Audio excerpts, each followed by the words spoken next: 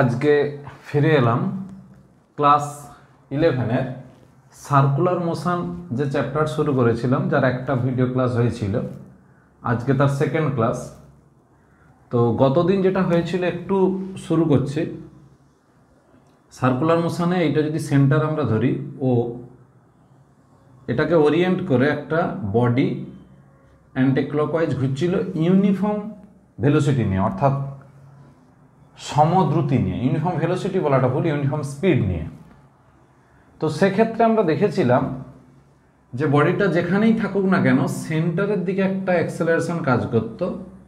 এইটার নাম ছিল এ আর দিয়েও আমরা লিখতে পারি V square by R or omega square R. তো এটা যদি একটা অ্যাক্সেলারেশন হয়, যেটাকে আমরা বলতাম অভিকেন্দ্র ত্বরণ বা সেন্ট্রিপিটাল অ্যাক্সেলারেশন, এর সঙ্গে যদি আমি এম গুণ করে দিই, অর্থাৎ মাস গুণ করি, তাহলে মাস ইন্টু অ্যাক্সেলারেশন কী হয়ে যায়? ফোর্স। তাহলে M V square by R is equal to M omega square R. এটাই ছিল সেন্ট্রিপিটাল ফোর্সের অ্যাক্সেলারেশন বা এক্সপ্রেশন, যেটাকে আমরা বলবো সেন্ট্রিপিটাল ফোর্সের এক্সপ্রেশন। তো এখন যেটা প্রশ্ন দাঁড়াচ্ছে যে আমরা সেন্ট্রিপিটাল অ্যাক্সেলারেশন বা অভিকেন্দ্র ত্বরণ সম্পর্কে যা যা জানি, অভিকেন্দ্র বল সম্পর্কে সব কিছুই একই হবে, শুধু ম্যাগনিটিউড অর্থাৎ মানে একটা এম গুণ হয়ে যাবে, অর্থাৎ বডিটার মাস বা ভর গুণ হয়ে যাবে। এটাই আমাদের ক্ষেত্রে নতুন। আর এই সেন্ট্রিপিটাল ফোর্সের একটা ডেফিনেশন বইতে আছে, এটা তোমাকে পড়ে নিতে হবে। অর্থাৎ কোনো একটা পার্টিকেল বা বডি যদি ইউনিফর্ম স্পিড নিয়ে রোটেট করে, তাহলে তার সেন্টার এর দিকে একটা ফোর্স অ্যাক্ট করে, যে ফোর্সটা ওই বস্তুর বা ওই পার্টিকেলের মোশনের সঙ্গে পারপেন্ডিকুলার। অর্থাৎ আমরা যদি উপর থেকে দেখি, তাহলে আমরা দেখব এই পজিশনে যদি এই পার্টিকেলটা থাকে পি, তাহলে এর স্পিড বা ভেলোসিটি ডিরেকশন এই দিক, এই দিকে একটা অ্যাক্সেলারেশন মানে এই দিকে একটা ফোর্স কাজ করবে, আর এই দিকে তার অভিমুখ, গতির অভিমুখ। এই ফোর্সটার নাম হয়ে যাবে সেন্ট্রিপিটাল ফোর্স বা অভিকেন্দ্র বল। সেন্ট্রিপিটাল ফোর্স বা অভিকেন্দ্র বল, এটাই। তাহলে ডেফিনেশনটা যে কোনো একটা বই থেকে পড়ে নিও। আর যদি এর এক্সপ্রেশন প্রুভ করতে দেয়, তাহলে আমরা গতদিন যেটা দেখেছিলাম যে আমরা অ্যাক্সেলারেশনের এক্সপ্রেশনটা প্রুভ করবো, অর্থাৎ ত্বরণের রাশিমালা আমরা প্রমাণ করে নেব, তারপর শেষে তার সঙ্গে এম গুণ করে দিয়ে আমরা ওটাকে বল করে নেব। এই এবার আসছি দুটো টার্ম, একটা হচ্ছে সেন্ট্রিফিউগাল ফোর্স আর একটা সেন্ট্রিফিউগাল রিয়াকশন। তো এখন ব্যাপারটা হলো এইরকম, যদি আমরা দেখি যে অভিকেন্দ্র বল ভেতরের দিকে অর্থাৎ সেন্টারের দিকে কাজ করে, সঙ্গে সঙ্গে তার প্রতিক্রিয়া বল কাজ করবে এইটা, এটার নাম হবে সেন্ট্রিফিউগাল ফোর্স, সেন্ট্রিফিউগাল রিয়াকশন, অর্থাৎ এর নাম হলো অপকেন্দ্র প্রতিক্রিয়া। এটা কিভাবে কাজ করে? অভিকেন্দ্র বল অর্থাৎ সেন্ট্রিপিটাল ফোর্স যদি পি পয়েন্টকে সেন্টারের দিকে আনতে চায়, তাহলে ওর উল্টো দিকে অর্থাৎ ওর বিপরীতে, এগেনস্টে একটা রিয়াকশান কাজ করবে, যে রিয়াকশান চাইবে এই অ্যাক্সিসটাকে এই দিকে টানতে। অর্থাৎ সেন্ট্রিফিউগাল রিয়াকশন বা অপকেন্দ্র প্রতিক্রিয়া বল কাজ করবে অ্যাক্সিসের উপর, বা যে পয়েন্টটাকে কেন্দ্র করে ঘুরছে সেই পয়েন্টের উপর, অর্থাৎ সেন্টার অফ রোটেশন বা অ্যাক্সিস অফ রোটেশন, এই দুটোকে বাইরের দিকে টানতে চাইবে এই ফোর্স, অপকেন্দ্র প্রতিক্রিয়া। যেহেতু অভিকেন্দ্র বল বাস্তব বল, আমরা আগের দিন দেখলাম যে রিয়েল ফোর্স, বাস্তব বলের ধারণা আমরা কোথায় পেয়েছি? নিউটন চ্যাপ্টারে, যে সমস্ত বল আমাদের ইনার্সিয়াল ফ্রেম অফ রেফারেন্স বা জড়তীয় নির্দেশতন্ত্রে প্রযোজ্য, তাদেরকে আমরা বলি বাস্তব বল। অর্থাৎ যেটা আমরা বল হিসাবে জানি যে বল সমান ভর ইন্টু ত্বরণ বা force is equal to mass into acceleration, সেই বলের কনসেপ্ট থেকেই আমরা অপকেন্দ্র বল প্রমাণ করব। আর এই অপকেন্দ্র অভিকেন্দ্র বল আমরা প্রমাণ করব। আর এই অপকেন্দ্র প্রতিক্রিয়া বল কি? অভিকেন্দ্র বলের বিপরীতে, আমি আরেকবার বলছি, সেন্ট্রিপিটাল ফোর্স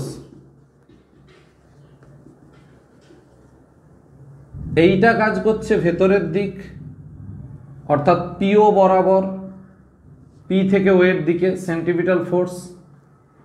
আর সেন্ট্রিফিউগাল রিয়াকশান কাজ করবে, মানে অপকেন্দ্র প্রতিক্রিয়া কাজ করবে বাইরের দিক, যেটাকে আমরা বলবো ওপি বরাবর, অর্থাৎ এইটা আর এইটা অ্যাকশন রিয়াকশান।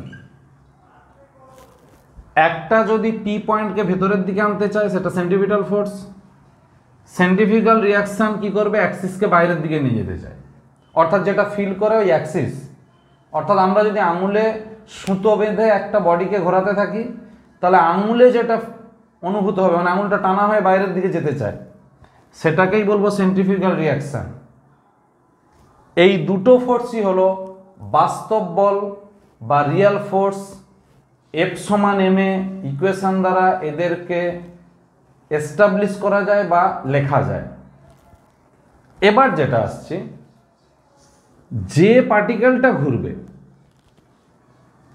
ওই পার্টিকেলের সঙ্গে অ্যাসোসিয়েটেড কোনো একটা বডি, মানে আমি যদি ধরি যে একটা গাড়ি ঘুরছে, সেই গাড়িতে আমি ফ্রিলি বসে আছি, তখন আমি ফিল করব বাইরের দিকে ছিটকে যাওয়ার জন্য একটা ফোর্স, মানে ওই গাড়ির মধ্যে থেকে আমি ফিল করব।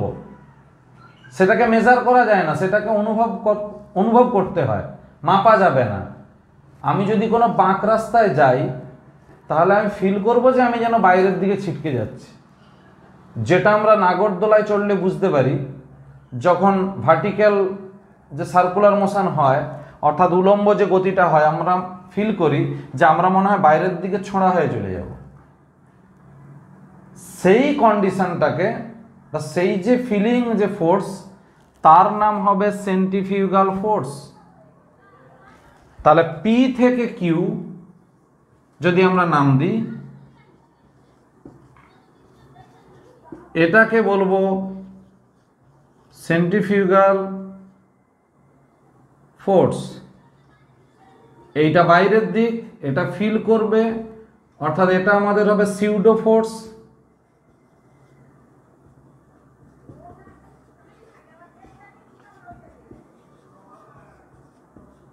বা অবাস্তব বল। আর এই দুটোকে বলবো রিয়েল ফোর্স বা বাস্তব বল। অর্থাৎ যেটা বলতে যাচ্ছি, এই তিনটে ফোর্স সম্পর্কে ক্লিয়ার কনসেপ্ট আইডিয়া মানে হয়েছে কিনা দেখো। আমি আরেকবার বলছি, সেন্ট্রিপিটাল ফোর্স যে বডিটা রোটেট করছে তার উপর অ্যাক্ট করবে ভেতরের দিক, সেন্টারের দিক। সেন্ট্রিফিউগাল রিয়াকশন অ্যাক্সিসের উপর কাজ করবে বাইরের দিক, আউটার ডিরেকশন। সেন্ট্রিফিউগাল ফোর্স এটা কাজ করবে ওই বডিটার সঙ্গে অ্যাসোসিয়েটেড কিছু থাকলে তার ফিলিংস, সে যেটা অনুভব করবে যে ফোর্স, সেটাই হবে সেন্ট্রিফিউগাল ফোর্স, যেটা একটা সিউডো ফোর্স বা অবাস্তব বল। এটা ফিল করতে হয় আর এই দুটোকে মেজার করা যায়। এবার আমরা দেখেছি যে এই সেন্ট্রিফিউগাল ফোর্স যেটা ফিল করতে হয়, সেই ফিলিংসটা কত হয় না, এই সেন্ট্রিফিউগাল রিয়াকশন বা সেন্ট্রিপিটাল ফোর্সের সমান পরিমাণ বলই ফিলিংস হিসাবে আসে ওর মধ্যে। সেই জন্য তিনটেরই এক্সপ্রেশন হবে mv স্কোয়ার বাই আর বা এম ওমেগা স্কোয়ার আর। তিনটেরই রাশিমালা হবে এইটা, mv স্কোয়ার বাই আর বা এম ওমেগা স্কোয়ার আর। এবার আমরা দেখব যে এই সেন্ট্রিফিউগাল ফোর্স যেটা বাইরের দিকে অ্যাক্ট করছে, আমি আবার বলছি, এই তিনটে ফোর্স সম্পর্কে যদি কনসেপ্ট না হয় আমাকে কমেন্ট করো পার্সোনালি আমার এই চ্যানেলে, আমি ওখানে অবশ্যই একটা ফোন নাম্বার দিয়ে দেবে, আমি ফোন করে তোমাদেরকে বোঝানোর চেষ্টা করব। তো এই তিনটে ফোর্স সম্পর্কে কিন্তু একদম ক্লিয়ার কনসেপ্ট আইডিয়াটা থাকতে হবে। এবার আসছি সেন্ট্রিফিউগাল ফোর্স যেটা, এর যে অ্যাপ্লিকেশানগুলো আমরা কোথায় কোথায় দেখি সেটা এবার আমরা দেখব।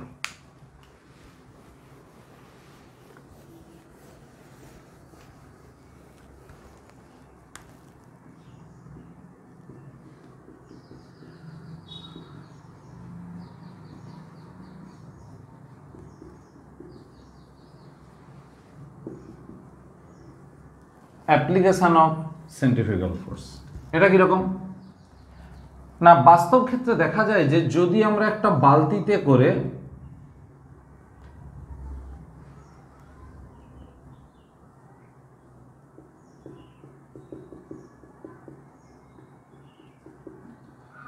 জল ভরি, অর্থাৎ একটা বাকেটে করে আমি যদি ওয়াটার ওটাতে ফুলফিল করে দিই, এবার সেই বালতিটা ধরে আমি যদি এইভাবে ঘোরাতে থাকি, তাহলে দেখা যায় যে এইখানে যদি এম মাসের ওয়াটার থাকে, তাহলে মাস অফ ওয়াটার সমান এম, তাহলে ওর ওয়েট কত হবে এমজি। অ্যাক্ট করবে নিচের দিকে যখন ওরা ভার্টিক্যালি উল্টো দিক রাখা আছে, সঙ্গে সঙ্গে বাইরের দিকে ফিল করবে এই ওয়াটারটা একটা m v square by r centrifugal force. যদি আমরা বলি যে m g is less than equal to m v square by r, অর্থাৎ এর ওয়েটের থেকে যদি সেন্ট্রিফিউগাল ফোর্সটা বেশি হয় বা ইকুয়াল হয় অন্তত পক্ষে, তাহলে আমরা এখান থেকে পেয়ে যাব v less than equal to root r g, sorry v greater than equal to root r g. অর্থাৎ এই ভেলোসিটিটা, অর্থাৎ যে ভেলোসিটি নিয়ে আমি ঘোরাবো, এই পয়েন্টে তার ভেলোসিটিটা ওই ওয়াটার সমেত মানে জল সমেত ওই বালতির পুরোটার ভেলোসিটি যদি রুট আর জি, অর্থাৎ যে পাথে ঘোরাবো তার রেডিয়াসটা যদি আর হয়, আর যেখানে ঘোরাবো সেই প্লেসের যদি গ্র্যাভিটেশনাল অ্যাক্সেলারেশন বা অভিকর্ষ ত্বরণ যদি জি হয়, তাহলে ভি এর ভ্যালু রুট আর জি অন্তত পক্ষে বা তার বেশি হলে বালতি থেকে কিন্তু জল পড়বে না, ঘুরতে থাকবে। অর্থাৎ এখানে নিচের দিকটা খোলা থাকা সত্ত্বেও জল পড়বে না। এটা খুব ইন্টারেস্টিং একটা ফ্যাক্টর বা আমরা ফেনোমেনা বলতে পারি, যেটা কিন্তু তুমিও ঘটাতে পারো। অর্থাৎ একটা ছোট বালতি নিয়ে তাতে জল ভরে তুমি এটা টেস্ট করতেই পারো, শুধু খেয়াল রাখতে হবে তোমাকে যে বালতিটা ছেড়ে না চলে যায়, তাহলে কোনো একটা অ্যাক্সিডেন্ট ঘটে যেতে পারে। আর অল্প একটু জল নিয়ে ঘোরাবে, ভেলোসিটিটা তোমাকে একটু বেশি রাখতে হবে, দেখবে যে জল পড়ছে না। সেই জন্য ছোটো বালতি নিতে বললাম, বা খেলনা বালতি দিয়েও টেস্ট করতে পারো। এবার আমরা আসছি সার্কাস। আমরা দেখি যে সার্কাসের যেটা মরণ কূপ বা মরণ খাঁচা বলি, অর্থাৎ ডেডলি ওয়েল, যেটা কীরকমভাবে থাকে সেখানে এইরকম একটা খাঁচা করা থাকে ভার্টিক্যালি, এগুলো সব প্লাই বা তক্তা দিয়ে তৈরি করা থাকে। একজন বাইক আরোহী কি করে,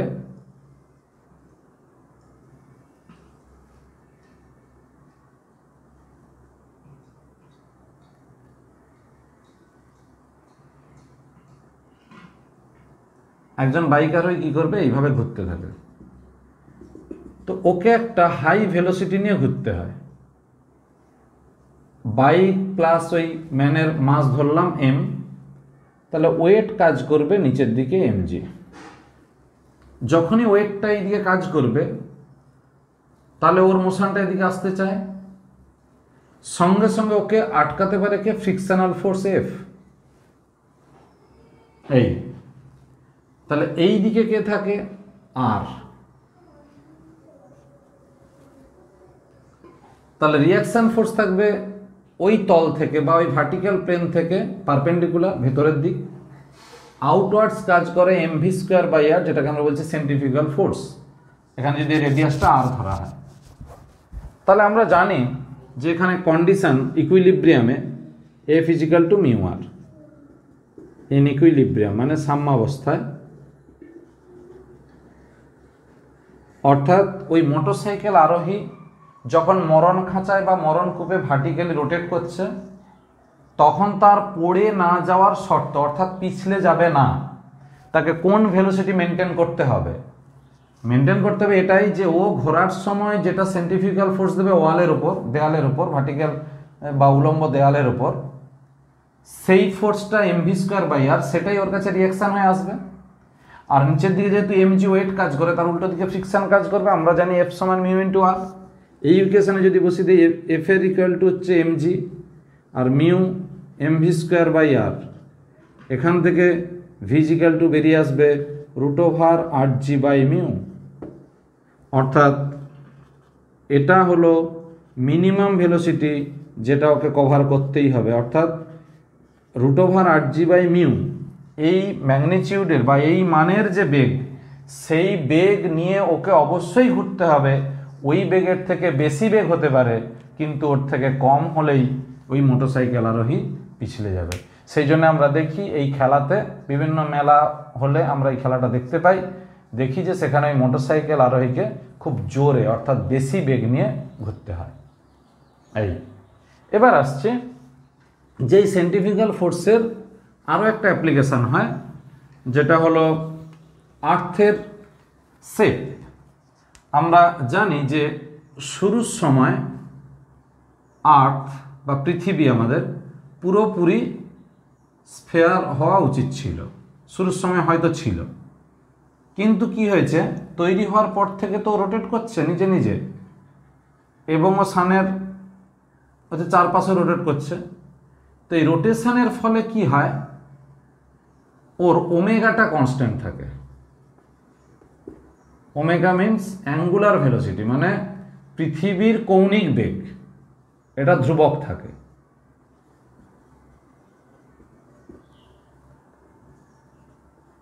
তাহলে পৃথিবীর ওই অ্যাক্সিস থেকে পৃথিবীর বিভিন্ন অংশের যে ডিস্টেন্সগুলো তো আলাদা আলাদা, এখানে আর কি হয়, ভ্যারি করে।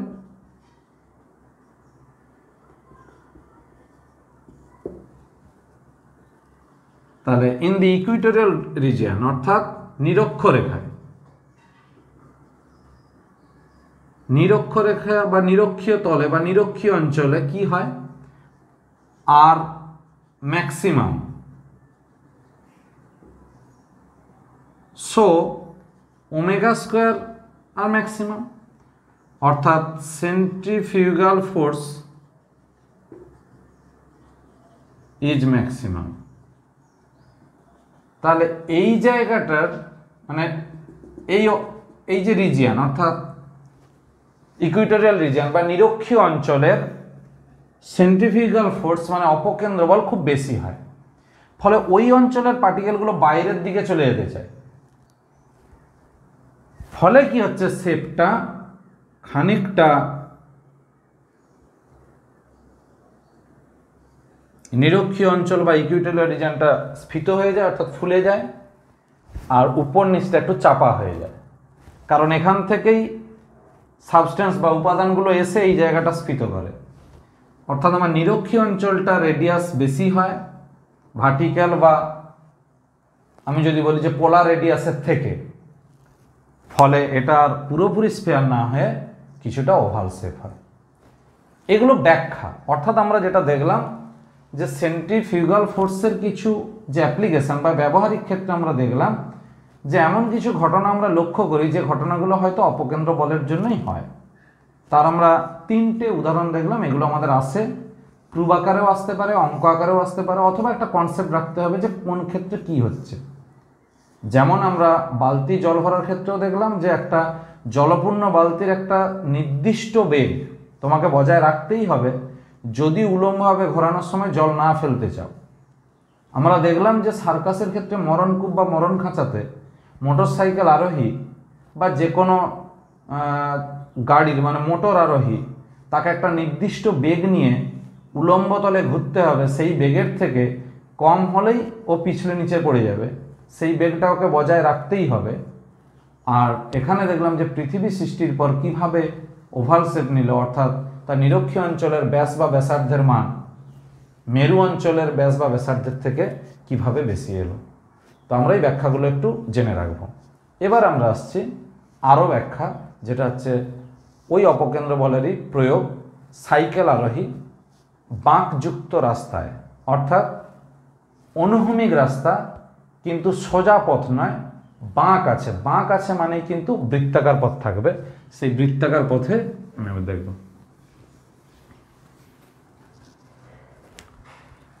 সাইকেল আরোহীর গতি, অর্থাৎ মোশন অফ সাইক্লিস্ট,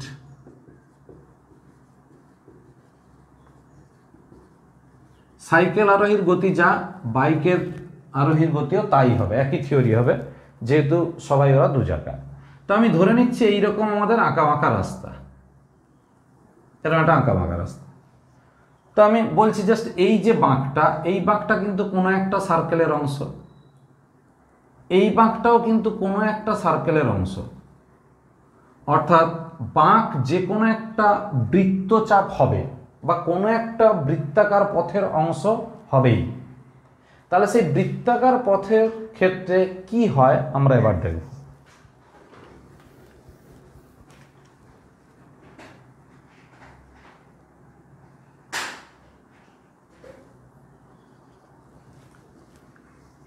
আগে বলি যে এই বৃত্তাকার পথের এই রকম জায়গাতে সাইকেল আরোহী আছে।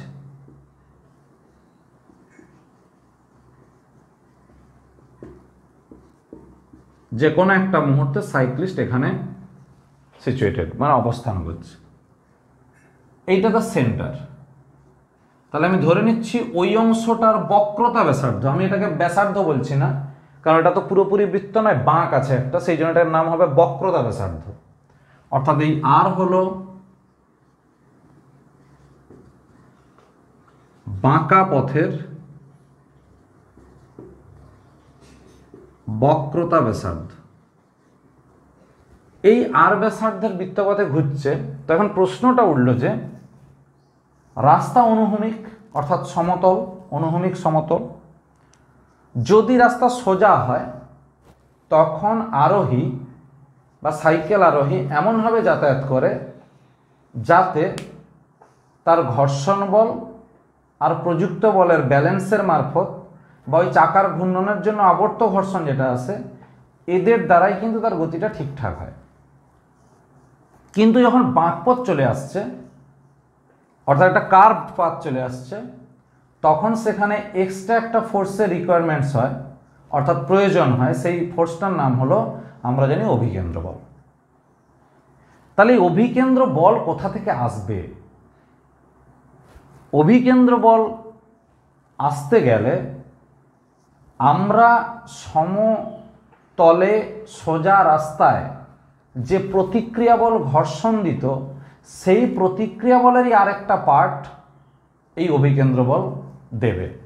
অর্থাৎ প্রতিক্রিয়া বলের উপাংশ থেকেই কিন্তু আমাদের এই অভিকেন্দ্র বলকে আনতে হবে। সেই জন্য ওই সাইকেল আরোহী বা মোটর বাইক আরোহীকে একটু হেলে যেতে হবে, মানে কাত হয়ে যেতে হবে। অর্থাৎ এরকম সোজাভাবে আর সাইকেল চালালে হবে না, ওকে একটু বেঁকে যেতে হবে। তাহলে এখন প্রশ্ন উঠল যে যদি বেঁকে যায় তাহলে সে এই দিকে ফোর্স দেবে, সঙ্গে সঙ্গে রিয়াকশন পাবে এই দিক। যে প্রতিক্রিয়া বল আমরা জানি যে সাইকেল আরোহী যদি উলম্বের সঙ্গে থিটা কোণ করে তাহলে এদিকের উপাংশ হবে কত, আর কস থিটা। এই উপাংশটা কি করবে, সাইকেল আরোহীর ওজনকে ব্যালেন্স করবে, অর্থাৎ প্রশমিত করবে। ওজনটাকে কমাতে পারলেই তো সুবিধা, তাহলে যেতে সুবিধা হবে। আর এই প্রতিক্রিয়া বলেরই আরেকটা অংশ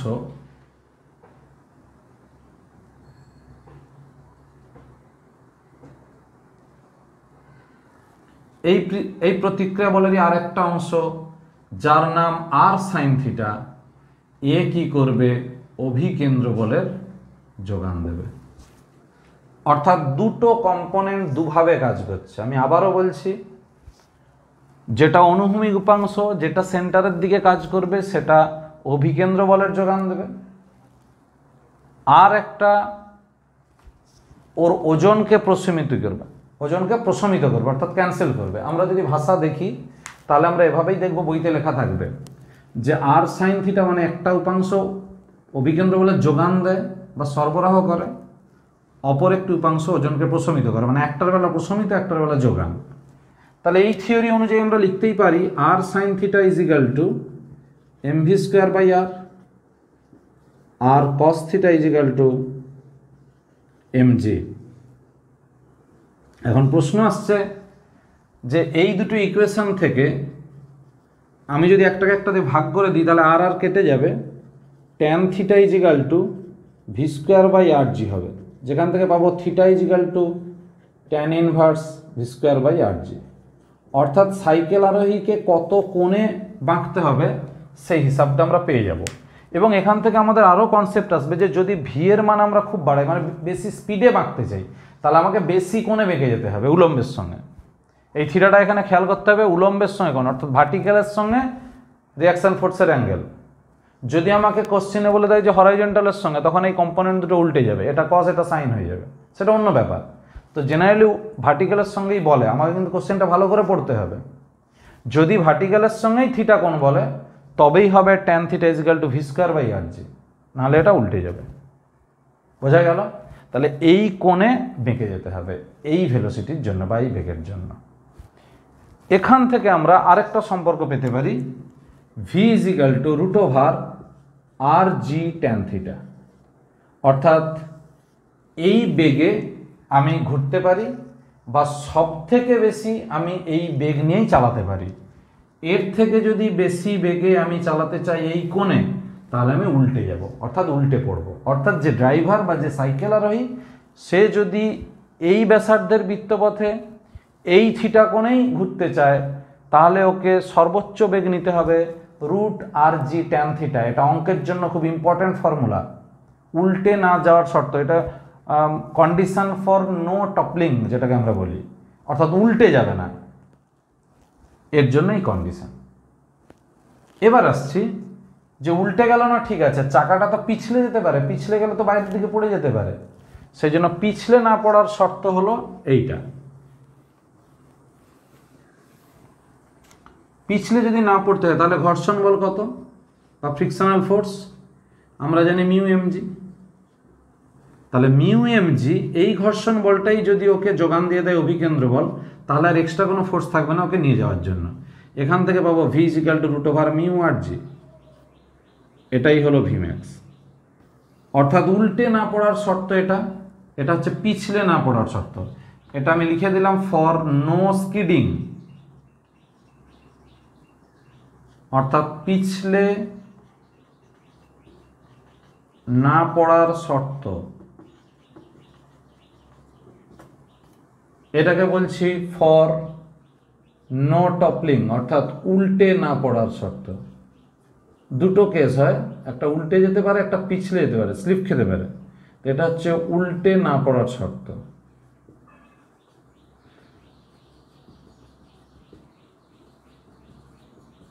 এই হলো সাইকেল আরোহী, অর্থাৎ সাইকেল বা মোটরসাইকেল আরোহীর ক্ষেত্রে এই থিওরি।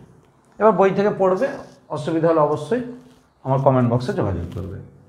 তারপর আসছি হরাইজন্টাল রোড, চার চাকার গতি, অর্থাৎ অনুভূমিক রাস্তায় বৃত্তাকার পথ, মোটর গাড়ির গতি।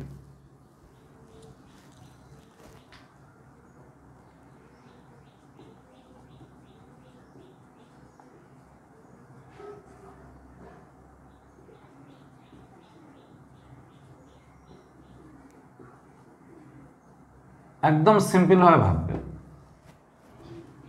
এইরকম একটা রাস্তা, এইরকম জায়গায় মোটর গাড়িটা এখন আছে, আমি ধরে নিলাম, সামনে থেকে আমরা দেখছি।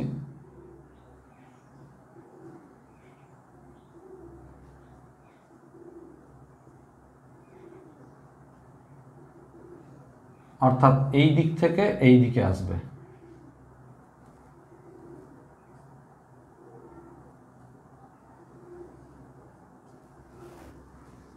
এইরকম আসছে। তাহলে আমাকে খেয়াল করতে হবে যে এই চাকার পিছনে আরেকটা চাকা আছে, আর এই চাকার পিছনে আরেকটা চাকা আছে, অর্থাৎ দুটো দুটো চাকা, সামনে দুটো পিছনে দুটো। তো আমি ধরে নিচ্ছি জেনারেলি যে গাড়িটার ভরকেন্দ্র এইরকম একটা অবস্থানে কাজ করছে, যদিও ভরকেন্দ্র সম্পর্কে আমাদের এখনো কনসেপ্ট হয়নি, আমরা পড়বো পরে, তবু একটু বলে রাখি। এই গাড়িটার সমগ্র ভর একটা বিন্দুতে জমা আছে বলে আমরা ধরে নিচ্ছি। এই ভরকেন্দ্র অবস্থান করছে কোথায়? আচ্ছা, আমরা একটু গাড়িটা একটু বড় করেই আঁকি, কারণ অনেক কিছু লিখতে হবে।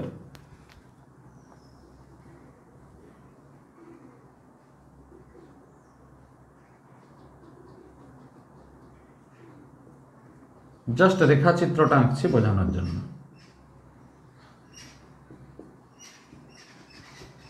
হ্যাঁ, এই গাড়িটার ভর কেন্দ্র আমরা এখানে মানে সেন্টার অফ মাস আমরা ধরছি যে সেন্টার অফ মাসটা মাটি থেকে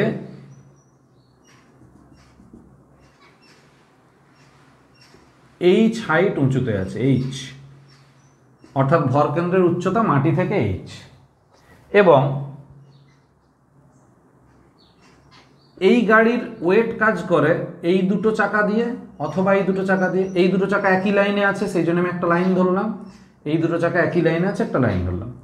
এদিকের অংশটা মানে সেন্টার অফ মাসের বাঁ দিকের অংশের ভর ধরলাম m1, তাহলে ওয়েট কত হবে m1g। এই দিকের ভর ধরলাম m2, তাহলে ওয়েট হবে m2g। আমি সিম্পলভাবে ভাবতে বলছি। আবার বলছি গাড়িটার সেন্টার অফ মাস বা ভর কেন্দ্র আছে মাটি থেকে এইচ হাইট উঁচুতে, এই দিকে দুটো চাকার সেন্টার অফ মাস বা এইদিকে দুটো চাকা এবং ড্রাইভার তার স্টিয়ারিং যা কিছু জিনিস আছে নিয়ে তার মোট ভর m1, এই দিকের অংশের মোট ভর m2, তাহলে দুটো ওজন এই দিকে কাজ করছে। সঙ্গে সঙ্গে দুটো রিয়াকশন ফোর্স কাজ করবে অপোজিট ডিরেকশন, এই রিয়াকশন ফোর্স r1, এই রিয়াকশন ফোর্স r2। তাহলে আমরা একটা জিনিস এখানে লিখতেই পারি যে r1 plus r2 is equal to m1g plus m2g। এটা লিখতে পারি আমরা m1 plus m2 into g মানে total mass into g, r1 plus r2। এইটা 1 নম্বর ইকুয়েশন থাকলো। এরপর এই সেন্টার অফ মাস থেকে এই যে দুটো রিয়াকশন কাজ করছে উপরের দিকে, এর ডিস্টেন্সও এক্স, এর ডিস্টেন্সও এক্স, অর্থাৎ সেন্টার অফ মাসটা আছে একদম মিডিলে, এটা আমরা ধরে নিচ্ছি এখন। তাহলে দুটোই যখন এক্স ডিস্টেন্সে, তাহলে আমরা বলতেই পারি যে চাকা দুজোড়ার মধ্যে লিনিয়ার সেপারেশন বা রৈখিক যে ব্যবধান সেটা হচ্ছে 2x, এটা আমরা ধরে নিলাম। এখন এইটার উপরে মানে এই গাড়ির উপরে যে ফোর্সগুলো কাজ করছে আমরা একবার লিখছি। গাড়ি তো মাটিকে দিল m1g, তাহলে মাটি ওকে দিয়েছে রিয়াকশন ফোর্স, বা রাস্তা গাড়িকে দিয়েছে রিয়াকশন ফোর্স r1, তাহলে r1 কাজ করছে। m2g গাড়ির ওয়েট মাটির উপর পড়েছে, তাহলে মাটি যে রিয়াকশন দিচ্ছে r2 ফোর্স কাজ করছে গাড়ির উপরে। গাড়িটা যদি এই রকম বাঁকে ঘুরতে চায় তাহলে গাড়িটা স্কিড করলে এই দিকে আসবে, সঙ্গে সঙ্গে ফ্রিকশন ফোর্স কাজ করবে এই দিকে। এই চাকার জন্য ফ্রিকশন ফোর্স এই দিকে F1, সরি এটা F2 ধরিয়ে দিকটা 2 আছে, আর এই দিকের ফ্রিকশন ফোর্স কাজ করবে F1। তাহলে F1 প্লাস F2 দুটো ফ্রিকশন ফোর্স একসঙ্গে কাজ করছে। এই দুটো ফ্রিকশন ফোর্স তাহলে কি করবে, ওই গাড়িটা যে এইদিকে যে ছিটকে আসতো mv²/r এই ফোর্সটাকে ব্যালেন্স করবে। এখন আমি লিখতেই পারি এখানে যে f1 plus f2 is equal two mv²/r। এই যে দুটো ফ্রিকশন ফোর্স মিলেই তো আমি একটা ফ্রিকশন ফোর্স F ধরতে পারি, ইজ ইকুয়াল টু mv²/r। আর এই দুটো মিলে আমরা লিখতে পারি r is equal two mg। তাহলে এইখান থেকে আমরা লিখব F is equal two μr, এখান থেকে আমরা লিখব mv²/r is equal two μmg। এখান থেকে আমরা লিখতেই পারি v is equal two √μrg অর্থাৎ vmax। এইটা হলো সেই কন্ডিশন ফর নো স্কিডিং বা ফর নো স্কিডিং, অর্থাৎ পিছলে যাবে না তার জন্য এই ভেলোসিটি মেনটেন করতে হবে। এটা একটা পার্ট। আর একটা পার্ট এবার উল্টে না পড়ার শর্ত। গাড়ি যদি উল্টে যায় এদিক বা এদিক, কোন দিক যাবে আমরা জানি না। জেনারেলি আমরা দেখি যে বাঁক মোড়ে যখন গাড়ি উল্টে যায় বাইরের দিকে ছিটকে যায়, অর্থাৎ এইভাবে উল্টে আসে, কখনো উল্টে ভেতরের দিকে যায় না। সেটা আজকে আমরা ম্যাথমেটিক্যালি দেখাবো যে কিভাবে একটা গাড়ি উল্টে গেলে সে বাইরের দিকে উল্টে চলে যায়, আর পিছলে গেলেও বাইরের দিকে যায়। সেটার জন্য আমার আটকানোর জন্য একটা ভেলোসিটি বেঁধে দিলাম, vmax is equal two √μrg। এই ভেলোসিটির মধ্যে থাকলে আর উল্টে যাওয়ার আর হচ্ছে পিছলে যাওয়ার ভয় নেই বা স্কিড করার ভয়টা নেই, তাহলে এটা পিছলে না পড়ার শর্ত হলো। এবার আমরা উল্টে না পড়ার শর্ত করব। উল্টে যাওয়া মানে রোটেশন। তাহলে এর উপর কি কি ফোর্স কাজ করছে সেইগুলোর উল্টে যাওয়ার জন্য আমরা নতুন একটা থিওরি নেব, যে থিওরিটা এখনো আমরা শিখতে পারিনি, আমরা পরে পরে জানবো। আজকে একটু আমি উল্লেখ করে দিচ্ছি।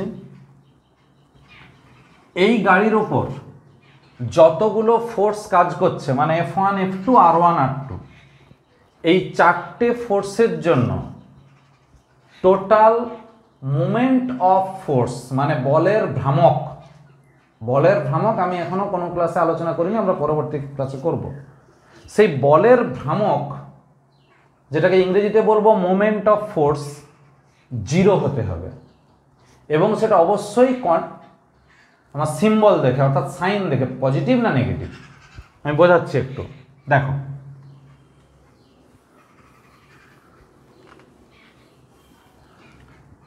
F1 ফোর্স চাইবে এই দিকে কাজ করতে, তাহলে ও গাড়ির উপর কাজ করলে এই দিকে ঘোরাবে।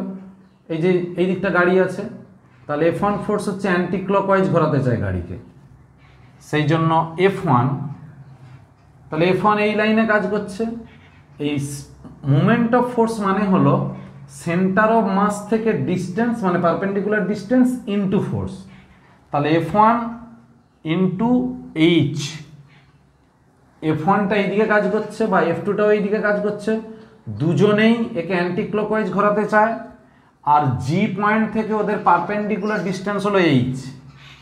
তাহলে ফোর্স ইনটু পারপেন্ডিকুলার ডিস্টেন্স, এটাকে বলে মোমেন্ট অফ ফোর্স বা বলের ভ্রামক। F1 ইনটু H, F2 বলের জন্য হবে F2 ইনটু H, R2 এইদিকে ঘোরাতে চায় R2, তাহলে প্লাস R2 ইনটু X।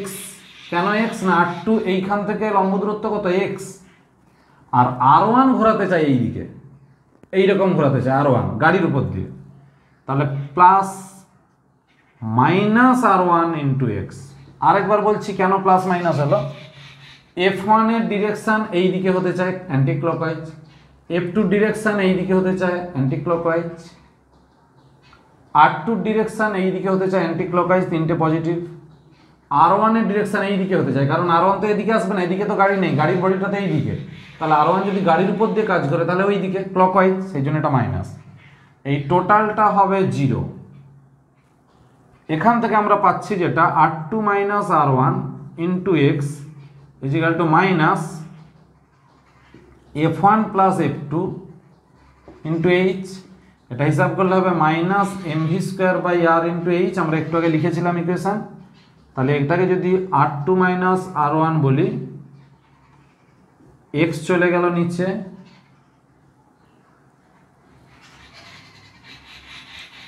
এখানে ঘুরিয়ে দিলাম R1 minus R2 equal to mv square H by Rx।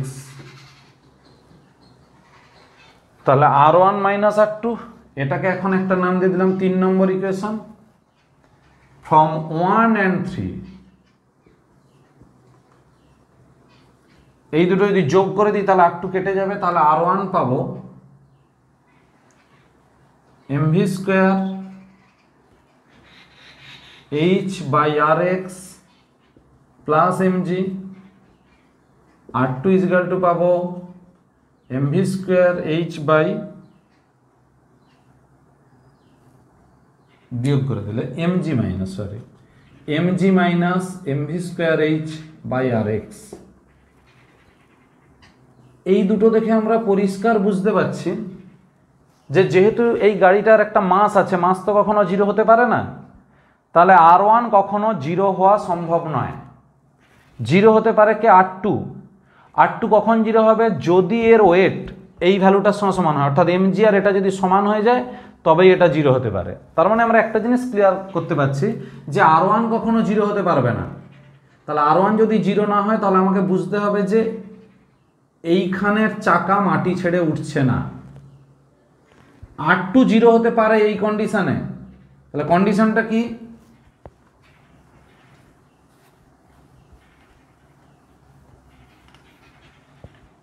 R2 may be 0 when mg equal to M V square H by R X. এখান থেকে আমরা ভি পাচ্ছি root over R X G by H. অর্থাৎ velocity যদি এটা হয়ে যায় তাহলে আর টু হতে পারে 0। আর টু 0 মিনস এর মানেটা কি না, এর মানেটা হলো এই তল এই চাকাকে কোনো প্রতিক্রিয়া দেয়নি, মানে আর টুর ভ্যালু 0। তার মানে বুঝতে হবে এই চাকা মাটি ছেড়ে উঠে গেছে। অর্থাৎ যদি উল্টে যায় তাহলে এদিকেই উল্টাবে, এই দিকটা কখনো উল্টে যাওয়া সম্ভব নয়, কারণ R1 কখনো 0 হতে পারে না। যেহেতু R2 0 হতে পারে সেই জন্য এই চাকা উল্টে যেতে পারে। এই চাকা যদি উল্টে যায় তাহলে এই গাড়ি বাইরের দিকে ছিটকে আসবে। বাইরের দিকে যদি ছিটকে আসে তাহলে গাড়িটা বাইরের দিকে উল্টে যেতে পারে, কিন্তু সেই উল্টে না পড়ার শর্ত, উল্টে না পড়ার শর্ত, তাহলে উল্টে যাবে না কোন শর্তে? For no টপলিং।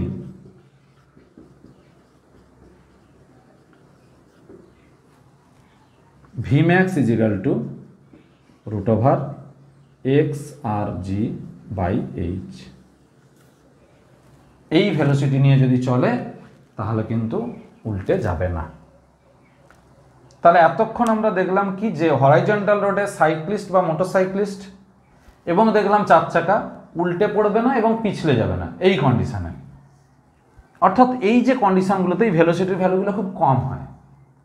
এই অসুবিধা দূর করার জন্য আমরা কি করেছি, রাস্তাকে আর হরাইজন্টাল রাখিনি, রাস্তাকে আমরা হালকা কাত করে দিয়েছি হরাইজন্টালের রেসপেক্টে। অর্থাৎ অনুভূমিকের সঙ্গে একটা অ্যাঙ্গেল করে রাস্তা তৈরি করব।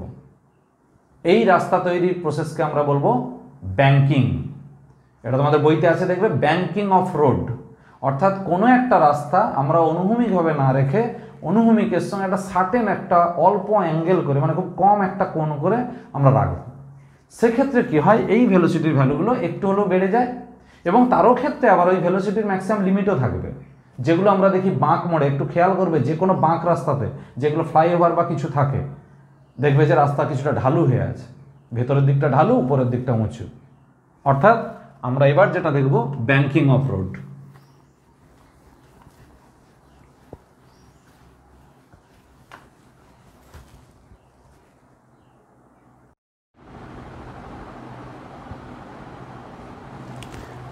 ব্যাংকিং অফ রোড অর্থাৎ ব্যাংকিং যুক্ত রাস্তাটা কেমন হয় একটু দেখি। যদি আমরা দেখি যে এই রকম রাস্তা, এটা হরাইজন্টালি, এটা তার লেভেল, আর ব্যাংকিং যুক্ত রোড হবে এই রকম দেখতে, এই রকম। এখানে যদি গাড়িটা এই পজিশনে থাকে, ব্যাংকিং যুক্ত রাস্তাতে এই পজিশনে থাকবে। এই হলো ব্যাংকিং। ইংরেজি বাংলা দুটোতেই আমরা ব্যাংকিং বলবো, অর্থাৎ বাঁক। এখানে আমরা এবার যেটা দেখব যে গাড়ির ভর বা মাস যদি এম হয় তাহলে ওয়েট কাজ করবে এই দিকে, এটা থিটা, এই দিকে কাজ করে তার reaction force,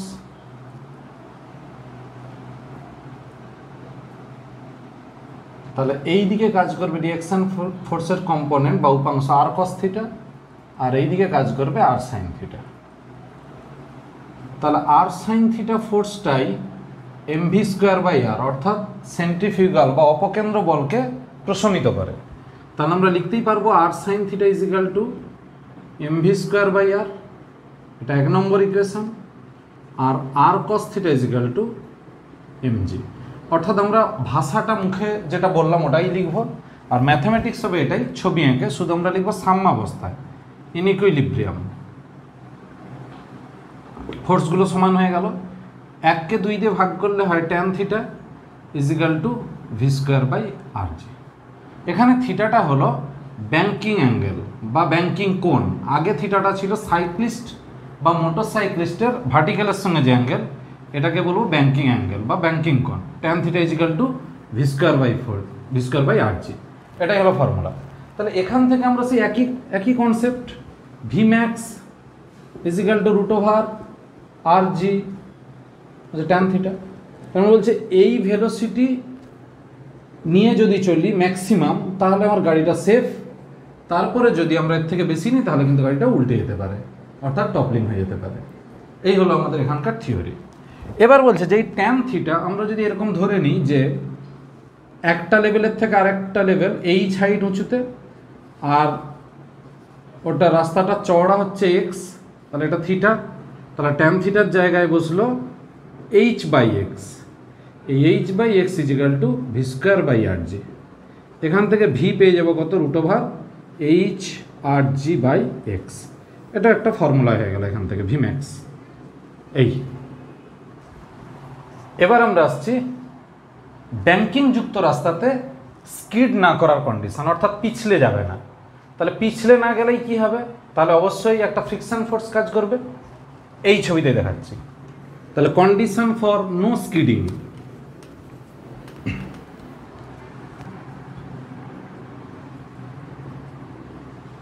condition for no skidding, তার জন্য আমরা কি ধরবো না, এই দিকে একটা ফোর্স ফ্রিকশন ফোর্স আমরা ধরতে হবে, কারণ গাড়িটা যদি পিছলে যায় বাইরের দিকে পিছলে যাবে, তাহলে ফ্রিকশন ফোর্স কাজ করবে এই দিকে। সঙ্গে সঙ্গে এই দিকে আর একটা ফ্রিকশন ফোর্সের কম্পোনেন্ট কাজ করে যাবে এফ কস থিটা, কারণ এটা থিটা। আর এই দিকে একটা ফোর্স কাজ করে যাবে এফ সাইন থিটা। অর্থাৎ যা ফোর্স ছিল তাই থাকবে। একদম সিম্পল ওয়েতে আমি বোঝাচ্ছি, যখনই আমি স্কিড করার কথা ভাববো তাহলে গাড়িটা স্কিড করে বাইরের দিকে যেতে পারে সেন্ট্রিফিউগাল ফোর্সের জন্য, তাকে আটকাচ্ছে কে ফ্রিকশনাল ফোর্স। ফ্রিকশনাল ফোর্স যদি এই দিকে কাজ করে তাহলে তার কম্পোনেন্ট এফ কস থিটা এই দিকে হরাইজন্টালি, আর vertically component f sine theta. তাহলে এখানে আমি ইকুইলিব্রিয়াম বা সাম্যাবস্থায় আমি কি লিখতে পারবো, f cos theta plus r sine theta is equal to M V square by r. এটাকে লিখবো mu r cos theta plus r sine theta is equal to M V square by r. এটা এক নম্বর। আর এইটাকে সাজালে আমি লিখতে পারি r cos theta is equal to f sine theta plus m g. এখান থেকে আমি লিখব মিউ আর সাইন থিটা, এটা r cos theta minus mu r sine theta is equal to m g. তাহলে f is equal to mu r বসানো হলো দুটো জায়গাতেই। তাহলে এটা হচ্ছে 2, 1 ভাজিত 2, 1কে 2 দিয়ে আমি ভাগ করব, ভাগ করলে পাবো mu cos theta plus sine theta by cos theta minus mu sine theta. এই টোটালটা হবে ভি স্কোয়ার বাই আর জি। এখান থেকে যদি আমরা ভি এর ভ্যালুটা বের করি তাহলে আমরা যেটা পাবো r g v is equal to r g, উপরে হবে মিউ প্লাস ট্যান থিটা আর নিচে হবে 1 মাইনাস মিউ ট্যান থিটা।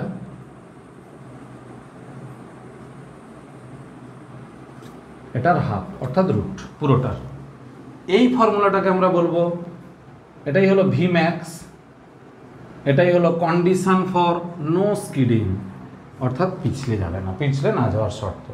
তাহলে আমরা দুরকম রাস্তায় দেখলাম, হরাইজন্টাল এবং banking road. Condition for no skidding, no toppling, এইগুলো আমরা দেখলাম। যতগুলো হিসাব দেখালাম এগুলো সব প্রুফ রেডি করবে এবং শেষ ফর্মুলাগুলো সব মুখস্থ রাখবে অঙ্কের জন্য বা এমসিকিউর জন্য, যেটা তোমাদের জয়েন্ট বা বিভিন্ন কম্পিটিটিভ পরীক্ষায় খুব কাজে লাগবে। অর্থাৎ সমস্ত ফর্মুলাগুলোকে মনে রাখতে হবে, অনেকগুলো ফর্মুলা হয়েছে, এবং প্রুফগুলো রেডি করবে। কোনো কিছু অসুবিধা হলে আমার কমেন্ট বক্সে কমেন্ট করো, অবশ্যই আমি হেল্প করার চেষ্টা করব। আর একই কথা, সিলেবাস এইভাবে কন্টিনিউ চলবে। ভালো লাগলে বন্ধুদেরকে শেয়ার করো এবং লাইক দাও, আর অবশ্যই সাবস্ক্রিপশন মেরে রাখবে, বেল আইকন প্রেস করে রেখো, তাহলে অবশ্যই আমার নেক্সট ভিডিওর নোটিফিকেশানগুলো পাবে। ভালো থেকো, পড়াশোনা করো, পরের ক্লাসে দেখা হবে।